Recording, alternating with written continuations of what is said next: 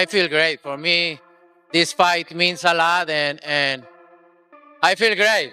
Ready? I can't wait for Saturday. It's been a long time coming. It's been long overdue. And come Saturday, I'm going to show the world what they've been missing out. Of the best version of Canelo. Big one. Yeah. For me, it's a very important fight to win. So I have that combination for this fight, this motivation and my discipline I ever had in my life, my whole.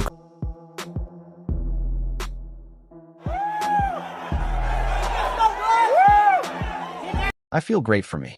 This fight means a lot, and then I feel great, ready. I can't wait for Saturday night. Blessed, it's been a long time coming. It's been long overdue. And come Saturday, I'm going to show the world what they've been missing out on in terms of the best version of Canelo. Big one. For me, it's a very important fight to win.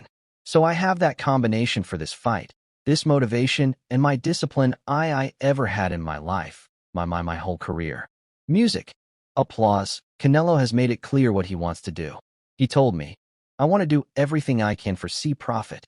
A line that says everything about how ready he is. The great Mexican isn't just working. He's crazy about it. Every workout, every time they fight, everything is set up so that there are no excuses when the bell rings. First things first, a lot has been made about your sparring session with Boots. How did that happen? What happened? I cannot say much, but he called us and say if you want he can go and sparring with me and in everything. I say of course, right? A fighter like me, we always want a great experience because there is the thing, right? Good. Very good. And I'm very grateful with him because he make that time to go and give me a good. Canelo has reached his goal in more ways than just his strength and chin. It shows how he has changed over time. He changes himself from fight to fight, improving his tactics and adding new flavors. He doesn't want to fight like that again. One night, he's after you like a pressure cooker. The next second, he's a careful counterpuncher that makes you miss by a few thousandths of an inch. He is very scary because he is always changing. Watch the video. But by the time you get into the ring, he will have changed how he does things. Last, I don't know, 6, 7, 8 fights, I don't see the old Canelo who was slick making guys miss. I see a seek and destroy fighter. Do you first of all why am I right about that? Why did that happen? You don't need it. Because I don't need it with that kind of fighters. They are slower in than me. So I don't need to start moving or keep moving. If I don't need do something, why I'm going to do it. If I need it, I'm going to do it. There's more to Canelo's speech than just how hard he trains. It's a message sent straight to Crawford. People have told him that he'll be in the best shape of his life and have the smartest skills he's ever shown on fight night. It's not just having faith, that's the question, Canelo tells, but that the man across the ring is not the same Canelo they have seen before. His main goal is to get better, stronger, and faster. And a fighter is as fast and throw a lot of punches and in everything. So, I'm Crawford. Who's Crawford? Where does he fall? Yeah, I'm going to need it for sure. You're going to need those skills for sure in this, and you will see. So that's my question, because you can fall into habits. And then my question in the heat of the moment is, but does Canelo still have the muscle memory? Not just knowing how to do it. Of course you know how to do it. But does your body still respond the same way that it did when you were the slick Canelo? Is it still there? Oh, we'll see Saturday night. I think I'm still there, and I feel better. The voice of John Ryder then came on. Ryder had been in the ring with Canelo and knew how dangerous it was. Yeah, I think he's smaller, got the speed. Crawford is a special fighter though. He's one of them generational greats as well. Like you got 2 generational greats going up against each other there. And for the fight fans, it's a real treat. And listen, I'm sure financially they're both going to come away winners. But listen, it's a hell of a fight. And listen, I believe Canelo will come away victorious. But Terence Crawford has got the ability to make this really hard for him. The switch hitting, the punch variety, the punch volume. He's so smart with his hand placement, how he moves his feet. He can make it a nightmare for Canelo. But I just believe over the course of the 12 rounds, Canelo will grind him down with the weight advantage. And I might say beat him on a narrow points. Ryder's view as someone who has fought with Canelo made the talk more interesting. He talked about the fight as a battle between 2 generations of great boxers, and he said that either one of them could change the finish at any time. He didn't make the picture look like a one-sided fight. The fight was for skill, strength, and life. The fact that both guys could hurt each other caught his attention. This made the fight even less predictable. Ryder didn't end there. He talked about Canelo's plan as if he had seen those shots happen himself. He learned a lot about Canelo's style and did it very precisely. Ryder made it clear that Canelo is more than just a puncher. He is a patient thinker who puts in conscious pressure on you round after round until your energy and confidence start to fade.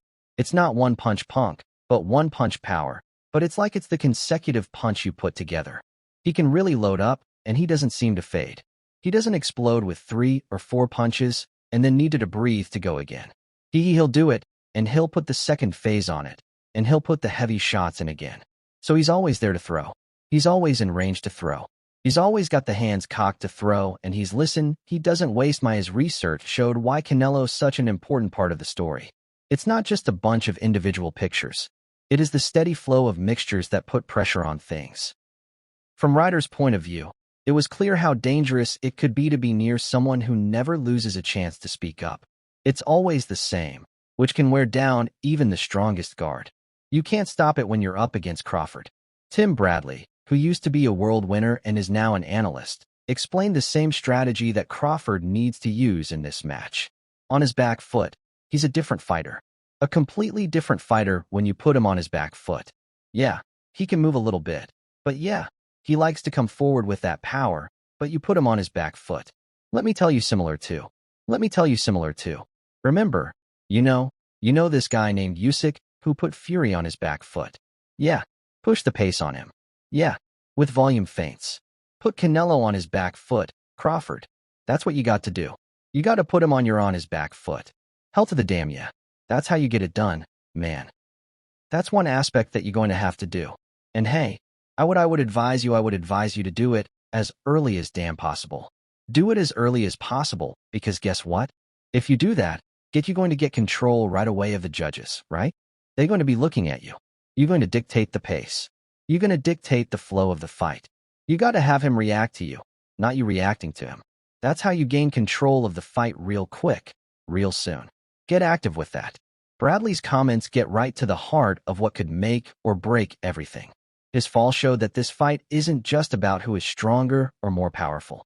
It's also about who can control the pace strategically. He then said that getting Canelo out of his comfort zone would help the fight get off to a good start. You can only get that kind of advice from someone who has been through the same thing and fought at the highest level. That way of thinking could make the fight very different from what most people expect. Some of Crawford's gym buddies even notice and tell him they're sure of him. And he's strong. That man is strong. He's strong. So, I don't think he'll have a problem. You know what I'm saying? With that, being able to compare Stanton's point of view to Crawford's adds more weight, indicating a level of toughness and cheerability that isn't often seen in public. Stanton's comments made people remember that Crawford is not only good at what she does, but she's also built to handle pressure. His words showed confidence, even though he didn't say it, and you knew exactly what he'd been through. That secret strength could be the thing that makes the difference when the lights are on. Stanton even pointed out what he thinks is Crawford's clearest way to succeed. Just use his skills. I think he has the better skills, and I say just box him, you know what I mean? Just box them the whole instead of trying to go power for power. He was giving advice by letting experts do the work. He said Crawford was an expert who could take apart big men based on how smart they were at punching. It was clear what the message was. Stay smart and sharp and let boxing take the lead. That was a clear sign of how Crawford can turn the fight around for the better for someone who keeps track of every round like Stanton does with Crawford, and added another twist to the topic of strategy for 37 years old. Like he's training like he's like 25. Like I don't think there'll be no problem at all. It's about the only thing you feel like. Yeah, his power. So from the sounds of it, you're quite confident Terrence will defeat Canelo on Saturday. Correct. I've seen the build-up. Terran has mentioned a bit that we might see a different version of him. We might see him be not necessarily aggressive, but he won't kind of just box and move and rely on his ability. Do you think we see Terrence maybe try and push Canelo back a little bit? Yeah, I think yeah. Yeah, I think so, man. I ain't going to lie. I say he box him the whole time, but I feel like he'll get in there and bang with him. You know what I mean? Get out, get back in. You know what I'm saying? Do you think he has the power to be able to do